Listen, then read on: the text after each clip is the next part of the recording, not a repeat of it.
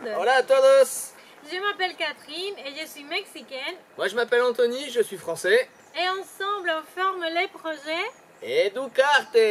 Alors à Educarte, qu'est-ce que c'est avant tout un projet éducatif parce que nous sommes tous les deux voyageurs et professeurs. Moi je suis professeure d'espagnol en collège-lycée en France. Et moi je suis professeur spécialisé dans un collège de Saint-Nazaire. Nous sommes de retour en France après un voyage d'une année en Amérique latine. Donc ça c'était il y a 3 ans, nous avions parcouru 18 pays d'Amérique latine, du Mexique jusqu'en Argentine. Plus de 20 000 km 90 écoles, collèges et autres établissements scolaires visités.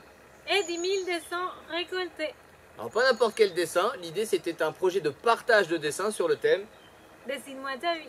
Nous invitions les enfants à dessiner leur vie sur un timbre, leurs passions, leurs rêves, leur famille, leur pays, leur culture. Mais dans un but précis, c'était de récupérer les dessins pour les faire voyager, les partager à d'autres enfants dans le monde. Mais ce projet n'est pas fini malgré la situation qu'on a vécue. Vous n'êtes pas sans ignorer la crise du Covid-19 qui nous a beaucoup bloqués. Très compliqué d'aller visiter des écoles, des collèges durant ces quelques années, ces quelques mois. Mais on continue maintenant à accepter des invitations. D'ailleurs, nous sommes libres tous les vendredis après-midi durant les vacances scolaires, donc n'hésitez pas à nous inviter. On sera un plaisir de venir vous voir. Oui, on est très motivés. Et en parlant de motivation aussi, cette année, on a bien travaillé. On a repris les études, on s'est formé pour essayer de s'améliorer niveau pédagogique et niveau de nos jobs de prof tout simplement. Ce qui a fait qu'on a été beaucoup moins présent sur les réseaux notamment. Et le projet, on a dû un petit peu le mettre de côté. Voilà, on est resté motivés, on a bien travaillé et on a réussi. La preuve que quand on veut, on peut toujours. Vous n'êtes pas sans ignorer que le combi avec lequel on a voyagé, il est vert, il a un toit qui se lève, il s'appelle la Prima. Il ressemble pas trop à celui-ci. Parce que la Prima, du coup, on l'a ramené en France, mais impossible de passer le contrôle technique, les bas de caisse étaient trop rouillés. On a commencé le travail grâce à pas mal de personnes qui nous aident, on a coupé les ailes, on a refait le plancher, mais il a fallu se faire une raison, impossible de continuer.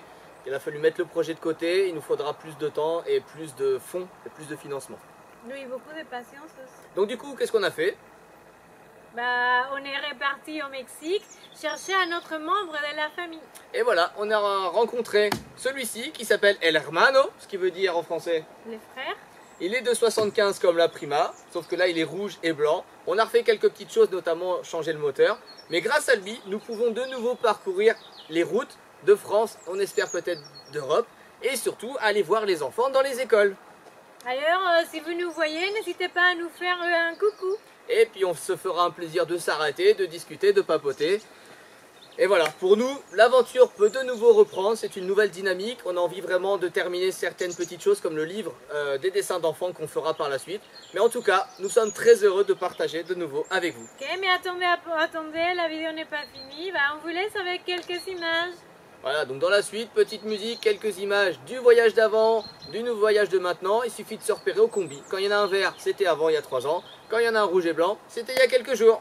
Oui, à très bientôt pour continuer avec nous cette aventure Éducative. Saludos. Wouhou.